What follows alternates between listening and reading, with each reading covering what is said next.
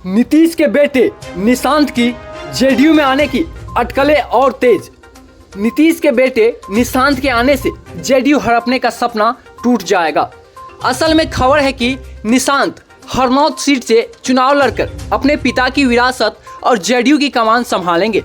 बिहार की और जेडीयू की अशांत राजनीति में निशांत की एंट्री अब तकरीबन क्लियर होती दिखाई दे रही है, और इसलिए भी कि अब नीतीश कुमार के पास दूसरा कोई मुकम्मल रास्ता भी नहीं बचा है।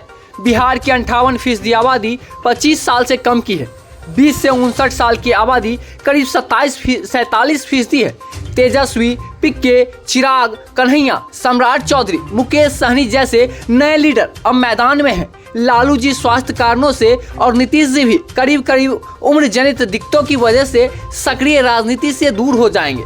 कब होंगे इसका निर्णय वे स्वयं ही लेंगे। फिर भाजपा के उस सपने का क्या होगा, उन लोगों का क्या होगा जो जेडीयू में काफी पहले प्लांट किए थे। अगर नीतीश कुमार के पुत्र नीतीश कुमार भी सक्रिय राजनीति में आकर जेडीयू की कमान संभाल लेते हैं। हरनौत सीट से नीतीश कुमार चुनाव लड़ते रहे हैं। अब एक पोस्टर आया है जिस पर लिखा है, राजा का बेटा राजा नहीं बनेगा। ये पोस्टर किसी कांग्रेसी टिकटार्थी नेता रवि गोल्डन ने लगाया है, जो इसी सीट से खुद को संभावित प्रत्याशी मानकर चल रहा है।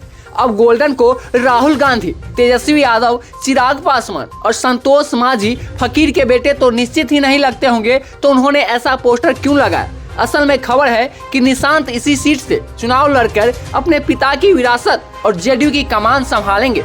बिहार की और जेडीयू की अशांत राजनीति में निशांत की एंट्री अब क्लियर होती दिखाई दे रही है, और इसलिए भी कि अब नीतीश कुमार के पास दूसरा कोई रास्ता भी नहीं बचा है। रह गई बात राजा का बेटा राजा, तो बेचारा गोल्डन मेरी समझ से किसी टटपुंजिये पर्चे की बात की सलाह पर यह गलती कर बैठा। यह सब कुछ प्लान है, कहना मुश्किल है, लेकिन यह कहना आसान है कि राजनीति में तो धुआं बिना आग के भी लग जाती है। राजनीति में निशांत के आने की बात और तेज तब हो गई जब उन्होंने अपने पिता के लिए वोट की अपील जनता से कर दिया।